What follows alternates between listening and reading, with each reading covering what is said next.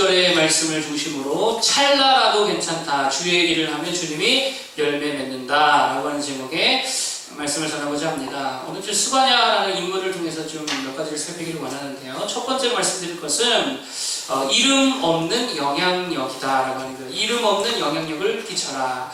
이름 없는 영향력이라는 말이 뭐냐면요. 제가 이거는 그냥 지어낸 말인데 뭐 이런 거예요. 있는 듯 없는 듯 하지만 실질적인 영향력은 엄청난 사람이 되지 않는 거예요.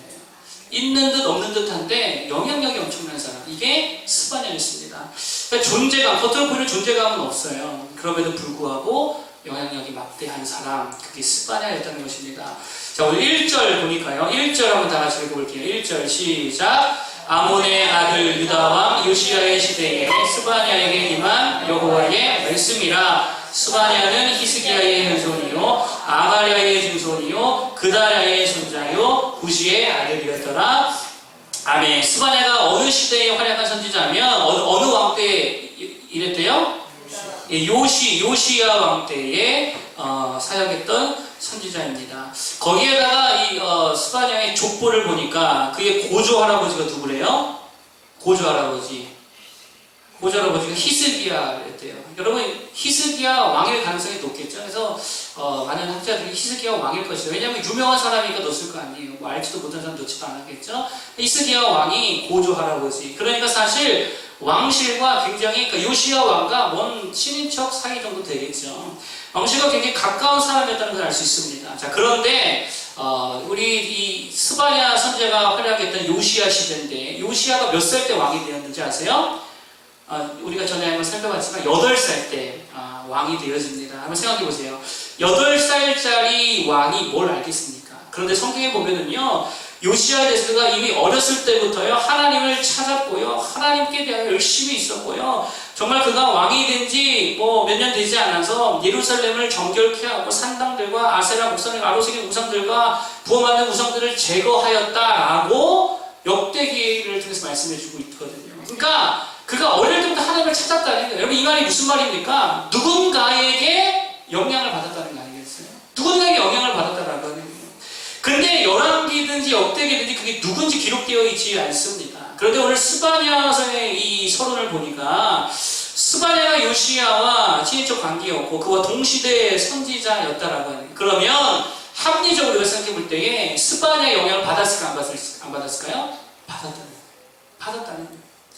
그런데 그의 이름은 열왕기와 역대기에 기록되지는 않았습니다. 무엇을 의미하냐면 이름 없는 영향력이라는 거예요. 직접적으로 왕에게 조언하고 직접적으로 역사의 한복판에 서서 주인공으로 등장하여서 뭔가 일들을 하지는 않았지만 아주 가까운 위치에서 엄청난 영향력을 요시야 왕에게 미쳤다는 거예요. 여러분, 그래서 스바냐 이름의 뜻이 뭔지 아십니까? 스바냐 이름의 뜻이 뭐냐면 하나님께서 숨기셨다라고 합니다. 숨기셨다. 여러 가지 해석이 있을 수 있겠지만 스바냐 사역이 좀 그런 것 같아요. 하나님께서 그를 숨기셨죠. 감추셨어요. 드러내지 않으셨어요. 그런데 영향력은 어땠다고요? 엄청나다는 거예요. 여러분, 유다 왕 중에서 다윗 이래로 가장 영적으로 부흥했던 시기를 이끌었던 왕이 누굽니까? 요시야거든요. 근데 그때에 활약했던 선지자가 누구요? 스바냐라는 것입니다. 여러분, 그런 거 보면 주님께서 우리에게 신약 성경에 보면 세상에 뭐가 되라고 하셨어요? 세상에 빛이 되라고 소금이 되라고 말씀하셨습니다. 소금과 빛을 가만히 생각해 보면 소금은 자기를 드러내요, 안 드러내요? 안 드러내요. 소금은요, 음식에 이렇게 더해지면요, 존재감이 별로 없어요. 음식에 소금이 보여요, 안 보여요? 안 보이잖아요. 그럼에도 불구하고 영향력은 절대적이에요. 빛도 마찬가지입니다. 빛이 자기를 드러냅니까? 생각해보세요. 자기를 드러내요? 아니면 빛이 비추는 그 대상을 드러내지요. 여러분, 지금도 형광등의 존재를 의식하고 있었어요? 형광등이 밝게 빛나고 있구나, 이렇게 생각합니까? 아니죠. 그런데 그 영향력은 어때요? 확이 다 보이잖아요. 이게 형광등 때문에. 그 영향력은 엄청나다. 이거 꺼지면 아무것도 못할 거예요. 이게 빛이고 소금이고요. 그게 스바냐였다는 거예요. 어떤 리더가 좋은 리더일까요? 있는 듯 없는 듯 모를 때 리더가 있어서 이게 진짜 좋은 리더거든요. 왜냐하면 그만큼 그 공동체가 문제가 있다는 게 없다는 거예요. 잘 돌아가고 있다는 거예요. 그런데 자꾸 팀원들 입에 리더가 오르내린다. 리더 어디 갔어? 리더 뭐 하는 거야? 자꾸 입에 오르내린다. 그러면 그게 무슨 의미예요? 뭔가 일이 안 되고 있다는 거예요. 여러분, 뭐 대통령도 마찬가지죠. 대통령이 있는 듯 없는 듯. 그래야 좋은 대통령이라는 거예요. 그걸 다른 말로 말하면요, 그 시대가 태평성대라는 거예요. 그러니까 왕에 대해서 별로 말할 게 없을 때 이게 잘 되는 나라거든요.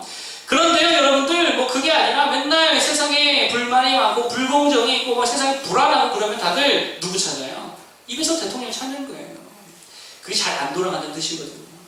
여러분, 우리가 좀 그랬으면 좋겠습니다. 그래서 엄마 같은 자들이 되어야 되는 거예요. 엄마의 존재가 어떠냐면요, 있을 때는 잘 몰라요.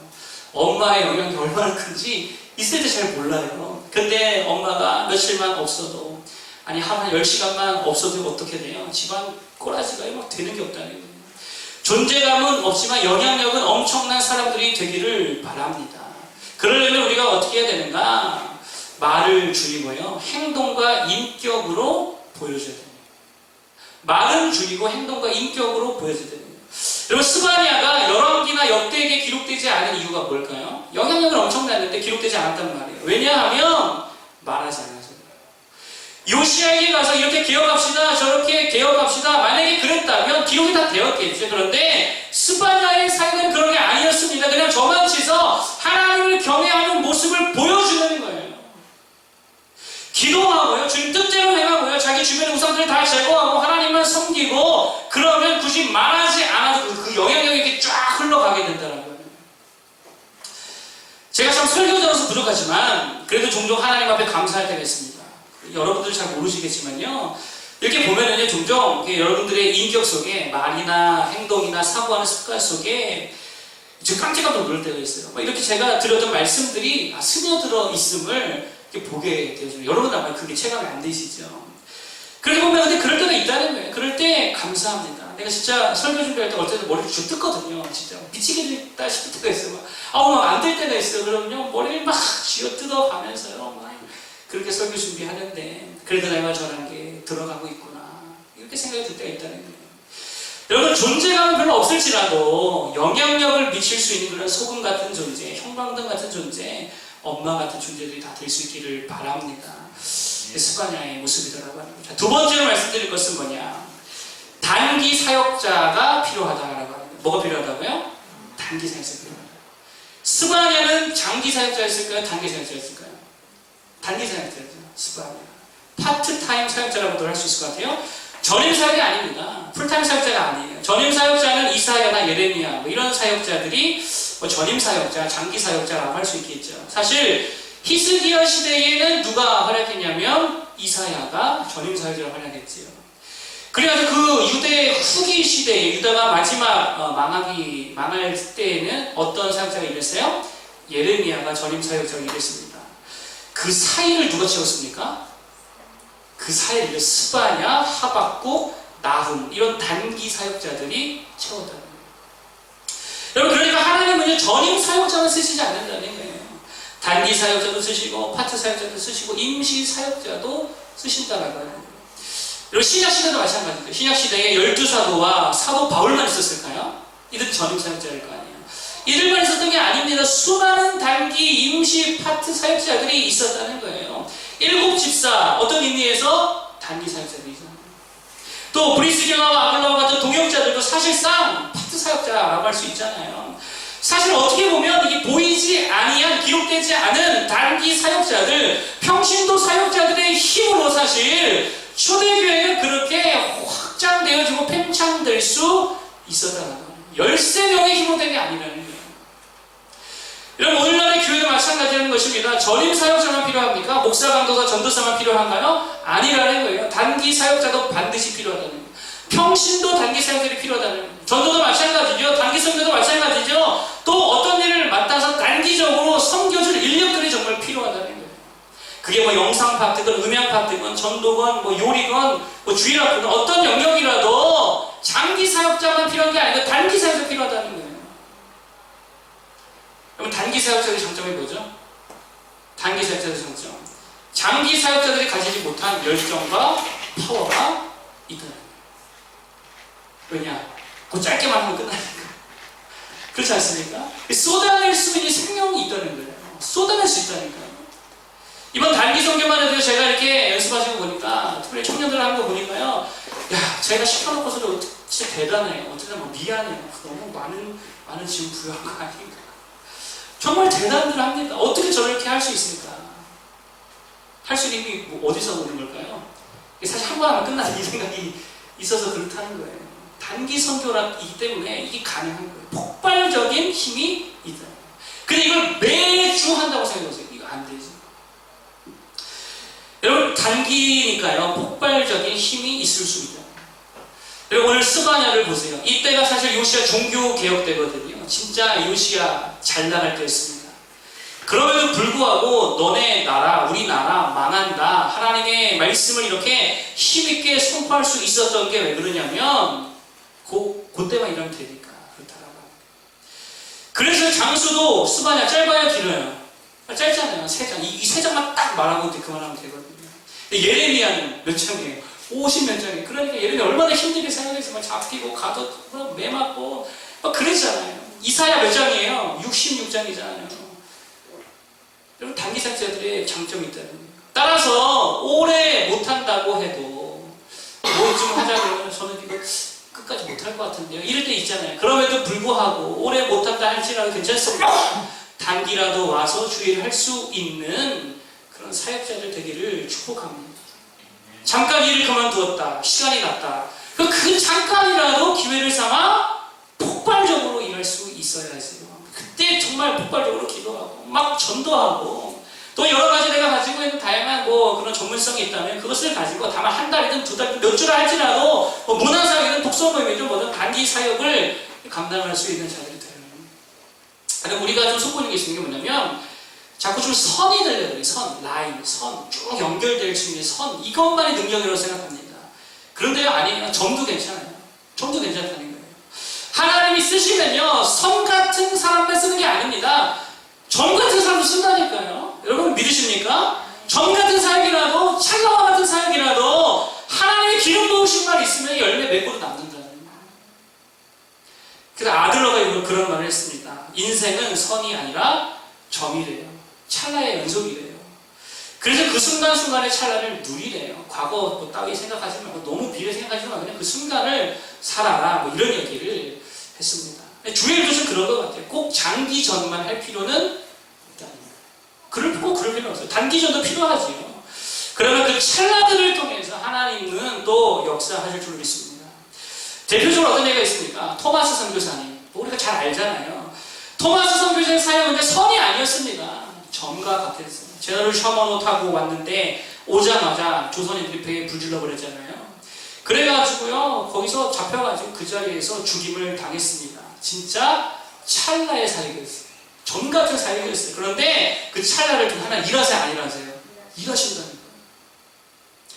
여러분, 장기적으로 할 수 없다는 핑계로 아무것도 못하는 자가 아니라 뭐라도 주를 위해 시도하고 찰나일지라도 폭발적인 사역들을 이룰 수 있는 우리 모두 되기를 바랍니다. 제가 군대에 있을 때 제가 그렇게 반주할 실력이 아니잖아요. 그냥 조금 혼자 칠 정도인데 자꾸 대대장님께서 대대에 내려와가지고 예배 반주를 좀 하라는 거예요. 못한다고, 나 꾸준히도 못하고 안 된다고 그랬는데요.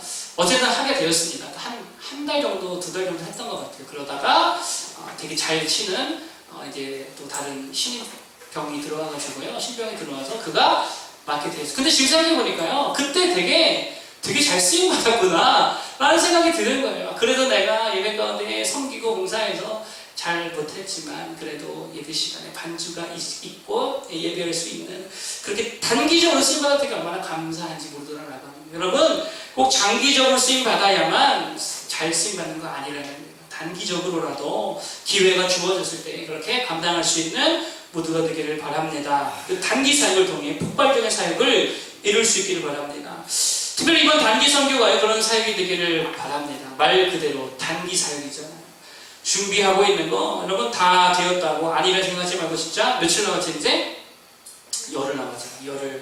열흘 동안 진짜 확 불태우고 완전히 쏟아 부을 수 있었으면 좋겠습니다.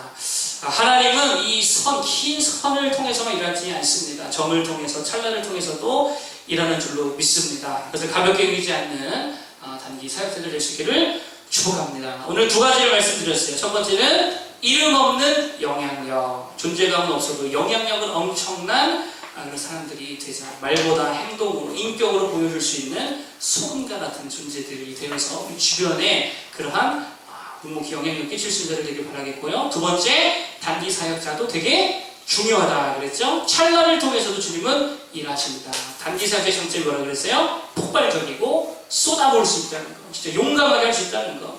우리 모두가 그런 사역자들에게 축복합니다. 내 마음의 주를 향한 사람이 우리들의 찬양. 내 마음의 주를 향한